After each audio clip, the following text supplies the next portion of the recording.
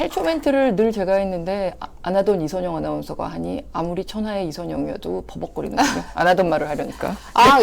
연금 복권은 번호가 지정돼 있는 거군요. 로또랑 그렇죠. 달리 다르죠. 뭐 보너스 번호 이런 게 없는 네. 거군요. 번호가 지정돼 있어서 그 번호를 뽑는 겁니다. 더 어려운 거 조가 아닌가? 있고.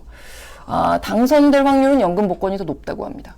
그렇군요. 확률 자체로는. 네, 당선될 확률은 1등이 당선될 확률은 연금 복권이 가장 높습니다.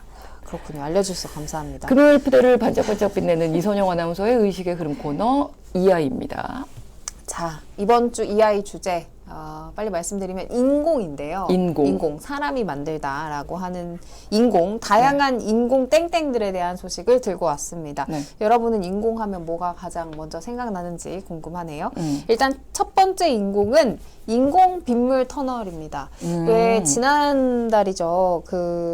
아직 9월이니까 지난달 맞죠? 집중호우가 굉장히 심각하게 서울을 강타해서 수많은 인명피해와 시설 피해를 낳았잖아요. 네. 그래서 이 서울 시내에 거대 빗물 터널을 짓겠다라는 계획이 이번 집중호우를 계기로 본격화했습니다. 서울시가 최근에 대심도 빗물 터널 기본 계획 용역 공고를 띄웠는데요. 이 내용을 좀 보니까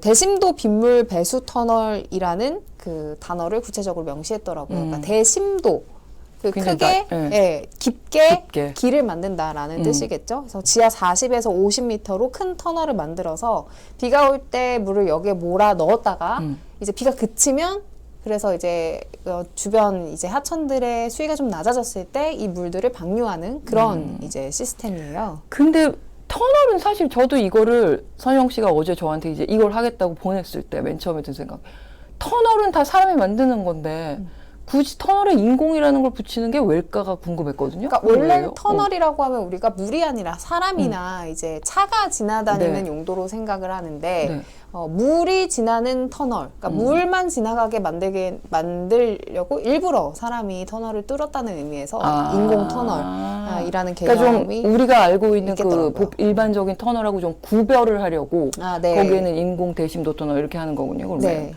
근데 이게 지난 집중호우 때 뭐 정말 그 강남역, 서초동 이쪽에 침수 피해가 정말 컸잖아요. 이렇게 피해 컸던 지역부터 이 터널을 만드는 게 진행이 되겠죠. 아무래도 우선순위가. 맞습니다. 그래서 2027년까지 1차가 진행되는데 강남역, 광화문, 도림천 이렇게 피해가 컸던 지역부터 얼른 만든다고 하고요. 이 공고가 먼저 났고 또 2차로 2032년까지 사당동, 강동구, 용산구 일대에도 지어서 서울 전역에 이 대심도 빗물 터널이 생기게끔 만들 계획이라고 합니다. 그게 여기 지금 댓글에도 그거 별 효과 없었던 거 아닌가요? 폐기된 거 아닌가요? 뭐 이렇게 하셨는데 이게 지금 서울 시내에 아예 없는 건 아니죠. 뭐 양천이나 화곡 일대에 이미 대심도 빗물 터널이 설치된 데가 있다는데 이게 효과는 어땠습니까? 그러니까 이번 집중호우 때 제 몫을 톡톡히 했어요. 그 말씀하신 것처럼 양천 화곡 일대 이미 지어진 대심도 빗물 터널이 이제 우리나라에서는 최초로 이제 만들어진 인공 빗물 터널인데요.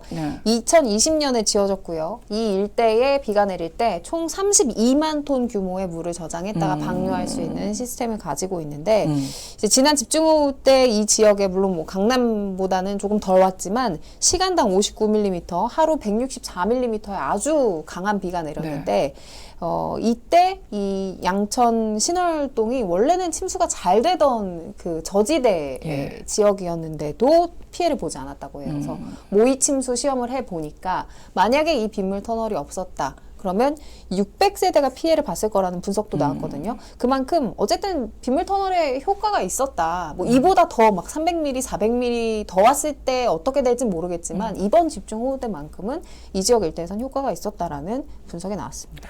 근데 이때 왜 양천구하고 화곡동 여기에만 설치가 됐었던 거예요? 사실은 여기만 이제 후보가 있었던 건 아니고 양천구, 신월동, 화곡동 하나 그리고 나머지 6개 지역을 포함해서 총 7개 지역에 이제 설립이 검토가 됐었는데요.